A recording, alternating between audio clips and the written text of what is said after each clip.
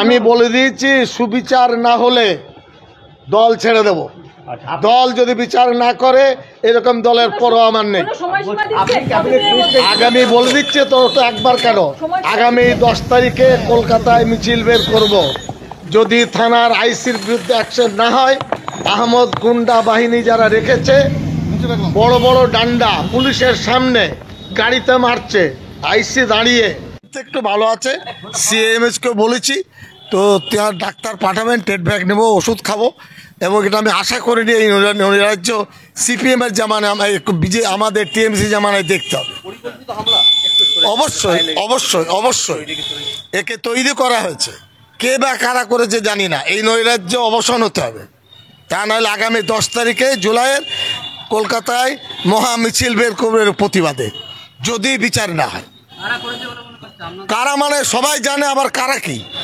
আহমদ শেখ গুন্ডা বাহিনী করেছে, আমি তাদের কোনো ক্ষতি করেছি? আমার সঙ্গে লেনদেন আছে, কেন তাদের পুষে রেখেছে দল? কেন তাদের বিতাড়িত করতে পারে না? কালো পতাকা মানুষ মন চালে দেখাতে পারে, সৌজন্যতা একটা আছে, তাই বলে অ্যাটাক করবে? 50 জন 100 জন পুলিশের সামনে থানার আইসি দাঁড়িয়েছিলেন, এত বড় ইট ছুড়েছে আমার উপরে। ওই ডবল কাঁচ যদি না হতো মুখ ভেঙে যেত আমার। ঠিক আছে, আমার যা কথা বলে দিয়েছি, চলুন। সরো, তুমি সরো। আমার ও গেছে না, ওকে এনে একটু দিয়ে দেবে এখানে, ওই এসপির কাছে একটা চিঠি দেবে, ঠিক আছে? পাঠিয়ে দিয়েছে, আর বলবেন ওর বাড়িতে আমি খেয়েছিলাম, ওর বাড়িতে রাত্রে 200 লোক পাঠিয়েছিল আহমদ, ওকে তুলে আনার জন্য। ও কাল রাতে আমার কাছে ছিল, এটা প্রোটেকশন দিতে হবে, এটা বলবেন সাহেব। আমি বলে দিয়েছি সুবিচার না হলে দল ছেড়ে দেব।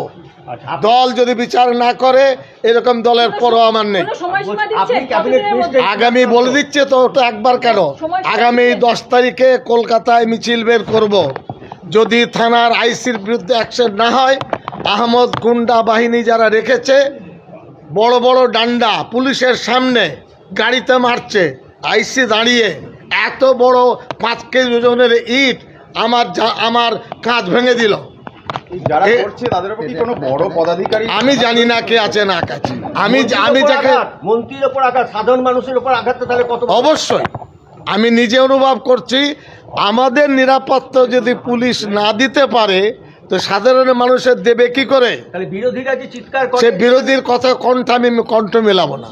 আমি যেটা বলছি আমার অ্যাঙ্গে বলছি, আমি আমার দিক দিয়ে বলছি। আমি এ কথা বলেছি রাজ্যে, জেলায়, সব জায়গায় বলবো। আগামী 10 তারিখে প্রচণ্ডভাবে প্রতিবাদ হবে কলকাতায়। ঠিক আছে, আমি জানি না, সেটা পুলিশের নীতির উপর হস্তক্ষেপ আমি করার লোক নই। ঠিক আছে, এই হলো মূল বিষয়। আমার তো এখানে আঘাত লেগেছে, এই গায়ে, এখানে রক্ত লেগে আছে, ভিতরে আমার আঙুলে লেগেছে, শরীরে লেগেছে। এই দেখুন পিন্টু, এর সমস্ত কাঁচ ভেঙে দিয়েছে। 5টা গাড়ি, লক্ষ লক্ষ টাকার ক্ষতি করেছে। ওই তো কুসুমগ্রাম বাজার, যেটা ওদের রাজধানী গুন্ডাদের, সেখানেই পুলিশের সামনে মেরেছে। আইসি আমার গাড়ির সামনে ছিল, প্রেজেন্ট কি ছিল? আমি ওই সিএমএ লোক পাঠাচ্ছেন, আমি আপনার ওই নেবো, টেট ব্যাগ নেবো, ওষুধ খাবো।